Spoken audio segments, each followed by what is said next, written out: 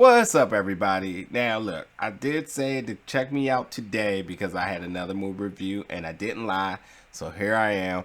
Hopefully, you got to check out my review of Gemini Man yesterday. But today, we're going to be talking about a film called Black and Blue. So, Black and Blue takes us into the city of New Orleans, present day. And there's a lot of crazy things happening from New Orleans in that city. And I'll get to the plot in a second, but I'm instantly going to talk about some of the people who's in this film. Mike Coulter, who plays Darius, who's a kingpin drug lord in the city. First, Mike Coulter as a villain is something that I need more of. He was absolutely I loved him as the villain in this movie. Naomie Harris plays Alicia West, who is really a rookie cop. She's only been on the job about 3 weeks. She doesn't even have her hard plate on her locker yet. Still has the tape, so she's really new. And we'll talk about her in a little bit. Frank Grillo, excuse me. He's just infamous in being a villain. And he's a villain in this movie too, because he is also a cop in the Fifth Ward in New Orleans, and he's a little corrupt. So, but as always, when it comes down to him playing the villain, he just always does a stellar job. And then, last but not least, Tyrese Gibson is who plays Milo Mouse Jackson, who is just a resident in the city. He owns a local like convenience store, and he's been in the city.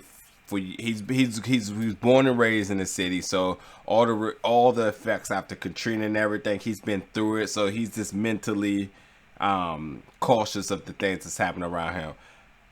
I gotta say, when you talk about Tyrese, I don't even know who asked me this. Somebody asked me this when I brought this up, so I'm just gonna throw this out here. Yes, Tyrese does cry in this movie, so there you go. Go spend your dollars and go see Tyrese cry. I guess ever since his viral video about him crying came about, now everybody wants to see him crying. So yes, Tyrese cries in this movie, so there's that.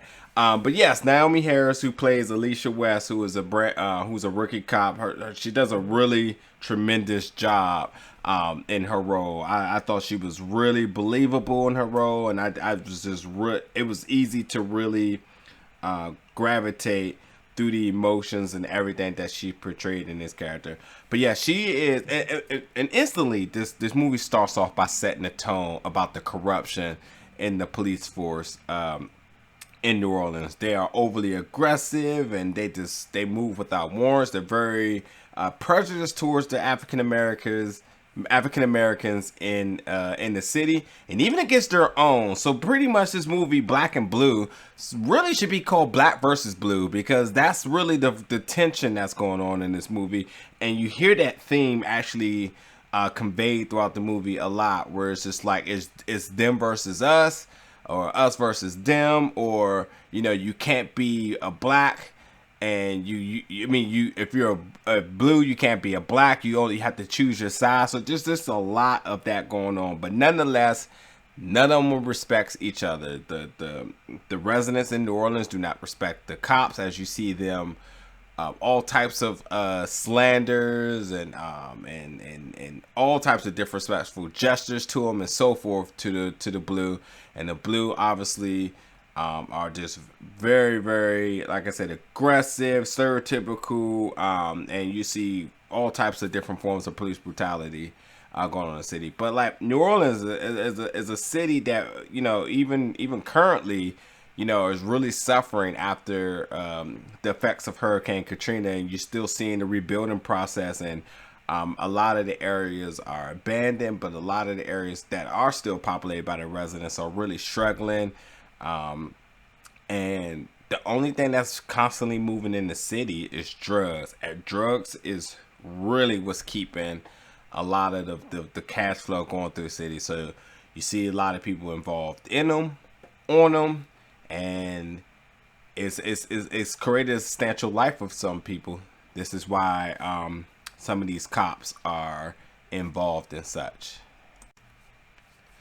So while everything is going on, we're taken to the life of Alicia West as she's her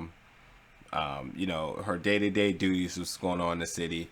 This big emphasis, like this movie lays down a lot of clues that you as a viewer needs to put emphasis on. One being the body cam. The body cam is not only mentioned but just really focused on because you knew it was going to play a big part into this story. Even the fact that like product placement, the body cam is manufactured by Odin. You see a lot of this Odin product placement throughout the police station and so forth, and their system is everything. The other thing is too, in New Orleans, there's a lot of wall art, and the wall art are also something you need to pay attention to because they also have little messages in them. I will be honest, I didn't catch on until somewhere around like the hour and 15 mark, and I was just like, and then I started seeing things. I was like, oh, I get it. So you want to pay attention as well as the wall art and everything. While I'm trying to tell you all this before I get into more or less what's happening with the plot here. And a couple other things too is that we're talking about New Orleans, that really deep down south, New Orleans southern, that southern accent, and their own culture and so forth. A lot of that's not here. Like, first of all, the music, I enjoyed the music, but it's not New Orleans music. There's no New Orleans slang and there's no New Orleans accent in this movie. So the whole aspect of it being in NOLA is not there because besides you just knowing about about the wall art and the morals that's out in New Orleans, that's there, and the fact of the different like landmarks that they sort of show you in the movie, cool. But other than that, there's really nothing to make you question like where are they at, because again, like the biggest indicator when you're in New Orleans is the accent. So, and that wasn't there. And I gotta be honest, I was looking forward to that because like I really do appreciate that down south accent in New Orleans, and that just wasn't there. But the movie was loud as far as with their effects and especially with the music and so forth. But yes, there's a lot of emphasis on the body cam in this movie because you knew it was gonna play a big part, to the point that her being 3 weeks on the job, she's not really sure what's going on around her. Like she does the job by the book. She's friendly, but even seeing her own old friends and own people, she realizes there's tension in the city amongst the blacks and the blue. Like where it's just like, if you're a pig, as they say, then you're not one of us. And she's really questioning that because she says we're all people and it shouldn't matter, who you are and so forth. So, and even her fellow police officers, which I just want to make sure I'm very clear about when I say blue, we're talking about the police officers. And even them saying just because you're black and they're black doesn't mean that you guys are family. And they quote the saying, we're family, the police is family. So it's a lot of picking sides here, and it's weird, and you kind of understand the tone that they're trying to set because even though she's working in the Fifth Ward, she grew up in the Ninth Ward, so she's seen these people, she knows these people, she grew up with these people, she sees the good and the bad in the bad area. Even when we're talking about the Kingston Manor, where the police don't even answer any types of calls there unless it's one of their own in trouble there, where she's just like, oh, I remember when it was good there and I know people that was there. So like you really see a clear distinguish amongst the choosing sides thing here.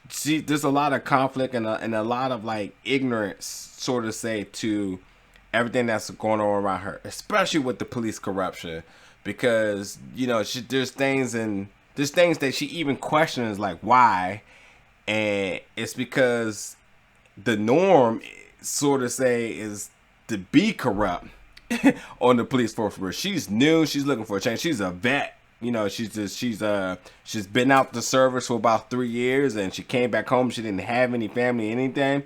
and she wanted to serve, and this is why she got into the police force to make a difference. And little did she know the small difference she wanted to make could actually potentially be monumental in the city because of all the things that's going on around her. And not only just that too, like there is like the internal affairs also is really keeping an eye on into their particular ward because of not too long before that, other cops that got busted for police corruption and so forth. So anyway, long story short, so while she's just trying to do her job, she ended up stumbling into an incident where other police members were being corrupt.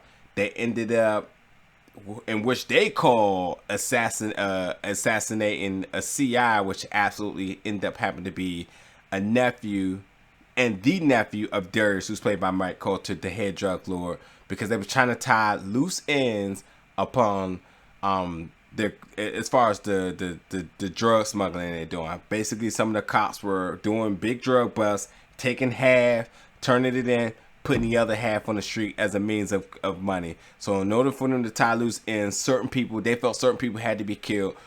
And she stumbled upon one of this happening, capturing it on her body cam, which ultimately made them realize that she was a liability and they had to get her, either kill her, but ultimately recover the body cam before they could be exposed. So while all this is happening, they also turned the police force against her because of the fact of they didn't want other people to find out. So they put out a false story about her, and she's out basically in the means of survival to get the truth out, to expose all the corruption that's going on.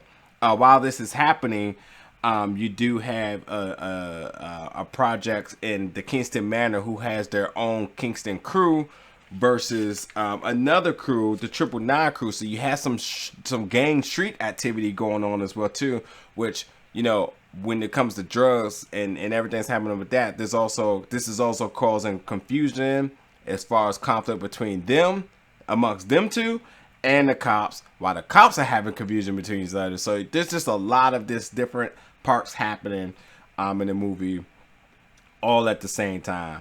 So with that being said, again, my expectation going to this movie was low. I avoided it because I just didn't value this being a movie that I should want to see with everything I had going on in life and everything, with the different movies and other things I was involved with.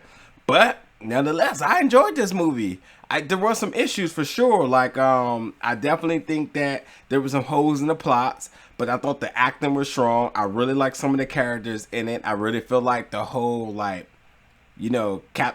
captivating what New Orleans stand for. I feel like they probably could have did a better job. But overall, this movie I felt like had a really good message for viewers. If you really pay attention, there's some really good message that's happening in there.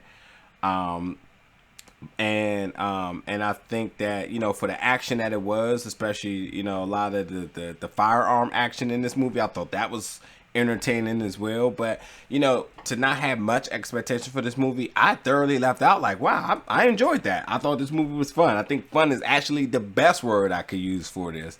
But again, I think Mike Coulter is just an awesome villain, and Frank Grillo, I keep saying Gillo. Frank Grillo, I think, and from all these other movies that he's done, he's just a natural in being a villain and being that sleazy guy, the double agent has he always been. I mean, I think when some of these roles come out, it's just like certain people that people just like, I know exactly who must play this, and he's just like, and then Naomie Harris, absolutely for sure, I thought did a really spectacular job in this movie, and I was definitely impressed by her role in this. So with that being said, I think that I think you guys, with a lot of things going on, especially we get into the Oscar season and so forth, this movie still provides you a really fun option to check out on the weekends, and it's something you shouldn't be fearful for. As much as it's advertising Tyrese in the very front of you, like, oh, Tyrese movie, oh, I know I can't take this serious. Tyrese is really not that big comedic relief in this movie. Sure, he has jokes, but I thought the jokes were practical, you know, and sensible too. Like a lot of the clapbacks that he had in this movie was just, they made sense.